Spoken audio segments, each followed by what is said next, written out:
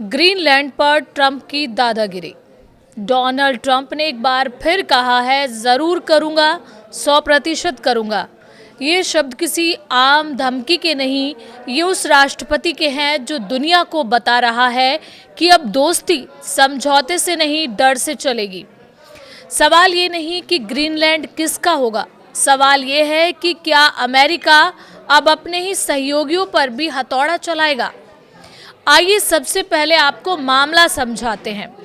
दरअसल ट्रंप ने साफ ऐलान किया है कि अगर ग्रीनलैंड को लेकर अमेरिका की बात नहीं मानी गई तो यूरोप के 8 देशों पर पहले 10% टैरिफ और फिर 25% तक टैक्स लगाया जाएगा।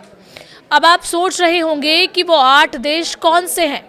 तो वो 8 देश हैं Denmark, France, Germany, Britain, Sweden, Finland, Norway और नीदरलैंड्स। यानी अमेरिका अब अपने ही नाटो पार्टनर्स को आर्थिक सजा देने की तैयारी में है। आइए इन सब के बीच आपको बताते हैं कि ग्रीनलैंड क्या है। दरअसल ग्रीनलैंड दुनिया का सबसे बड़ा द्वीप है। ये यूरोप और उत्तरी अमेरिका के बीच आर्कटिक इलाके में स्थित है। नाम भले ही ग्रीनलैंड हो, लेकिन सच्चाई ये है कि यहाँ ज़्यादातर बर्फ ही बर्फ है। ग्रीनलैंड डेनमार्क का हिस्सा है, लेकिन वहाँ की अपनी स्थानीय सरकार है। यानी अंदरूनी फैसले ग्रीनलैंड करता है, विदेश नीति और रक्षा के फैसले डेनमार्क संभालता है। ये सिर्फ ग्रीनलैंड की बात नहीं है, असल खेल है कौन फैसले करेगा। ग्रीनलैंड इतना अहम क्यों है? सवाल ये भी है। दरअसल इसकी 4 वजह हैं। सबसे पहली है लोकेशन। ग्रीनलैंड ऐसी जगह पर है जहां से अमेरिका, यूरोप और आर्कटिक तीनों पर नजर रखी जा सकती है। इसलिए सेना और सुरक्षा के लिहाज से ये बेहद महत्वपूर्ण है। और दूसरी वजह है खनिज और संसाधन। ग्रीनलैंड में दुर्लभ खनिज, तेल और गैस, भविष्य में काम आने वाली धातुएं मौजूद हैं जो मोबाइल, बैटरी, मिसाइल और टेक्नोलॉजी में इस्तेमाल होती हैं। और तीसरी वजह है बर्फ का पिघलना। जैसे जैसे बर्फ पिघल रही है, नए समुद्री रास्ते खुल रहे हैं। व्यापार सस्ता और तेज हो सकता है। जिस देश का वहाँ असर होगा वो भविष्य के व्यापार पर पकड़ बना सकता है। और चौथी वजह है अमेरिका की पहले से मौजूदगी। अमेरिका का पहले से ही वहाँ एक बड़ा मिलिट्री बेस है, इसलिए अमेरिका चाहता है कि ग्रीनलैंड पर उसका सीधा या ज़्यादा कंट्रोल हो। लेकिन ट्रंप का असली संदेश ये है कि अगर अमेरिका की रणनीति से अलग चले तो कीमत चुकानी पड़ेगी। ट्रंप का सोचना सीधा है, जहाँ फ़ायदा है वहाँ अमेरिका का हक होना चाहिए।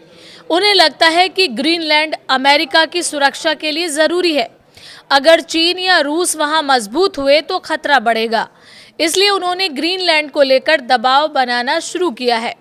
अब इस बीच बात करते हैं कि यूरोप की चिंता क्या है। यूरोप समझ रहा है कि ये सिर्फ एक सौदा नहीं है, ये एक मिसाल बन सकती है।